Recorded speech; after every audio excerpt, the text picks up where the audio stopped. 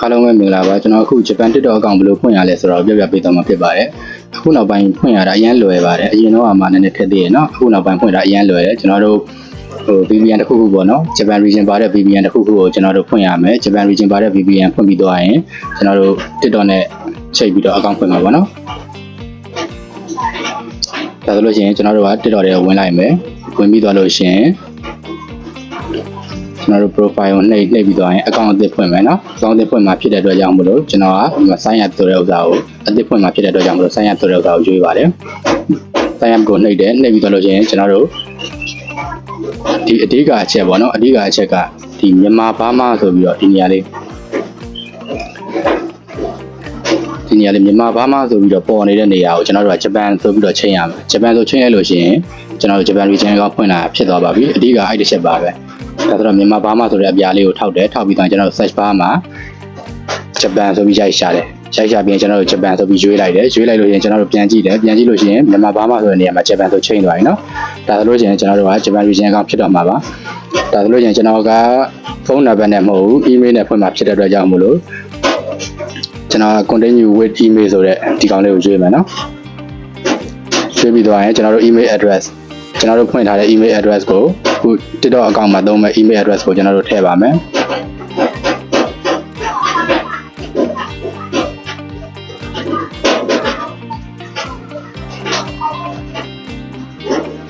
ဒီအောင် dash creator@gmail.com continue ကိုနှိပ်ပါမယ်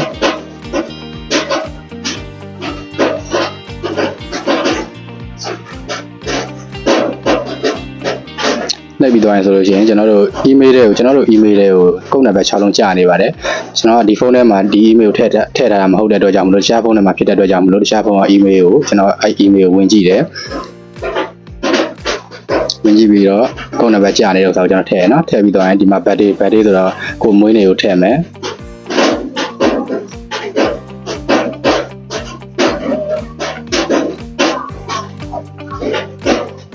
Okay continue ကိုနှိပ်တယ်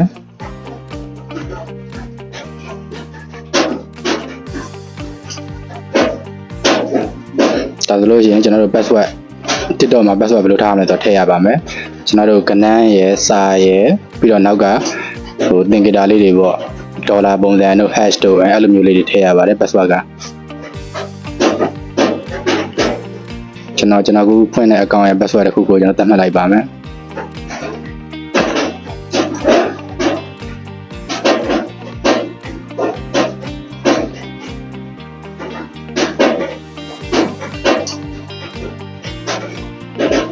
ဒါဆိုသတ်မှတ်ပြီးသွားကျွန်တော်တို့ continue ကိုနှိပ်တယ်ဒီမှာ nickname ပေါ့နော်ကျွန်တော်တို့ထည့်မယ်နာမည်ပေါ့ကျွန်တော်တို့ထားမယ်နာမည်တစ်ခုခုကိုကျွန်တော်တို့ထည့်ရပါမယ်ကျွန်တော်ကိုနာမည်ဆိုကိုနာမည်ပေါ့နော်ဒါဆိုကျွန်တော်က movie trailer ဆိုပြီးတော့နာမည်ပေးလိုက်ပါမယ်ပြီးသွားရင်ကျွန်တော်တို့ continue ကိုဆက်နှိပ်မယ်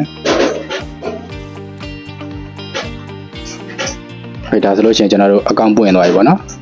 account ပွင့်သွားပြီဆိုတော့ကျွန်တော်တို့ profile နဲ့ဝင်ကြည့်မယ်ဝင်ကြည့်လို့ရှိရင်ဒီမှာကျွန်တော်တို့ account TikTok account တစ်ခုပွင့်နေပါနော်ဒီ TikTok account က Japan region ဟုတ်မဟုတ်ကိုကျွန်တော်တို့ပြန်ဆက်ပါမယ်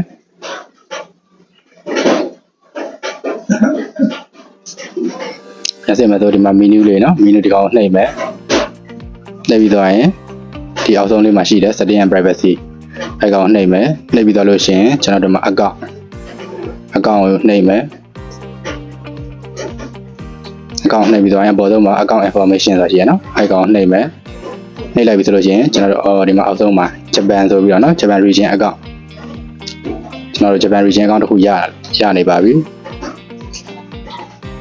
ဖွင့်ရတာအရင်လွယ်ပါတယ် Japan region အရင်တော့မှကျွန်တော်တို့ TikTok live တို့ဘာလို့နဲ့တော်တော်ကြော်ပြီးတော့ဖွင့်ရတယ်ပေါ့နော်ကိုနောက်ပိုင်းကအရင်ကိုလွယ်ပါတယ်မသိသေးတဲ့သူတွေကိုကျွန်တော်ရည်ရွယ်ပြီးပြောပြခြင်းဖြစ်ပါတယ်အားလုံးကျေးဇူးတင်ပါတယ်ခင်ဗျာ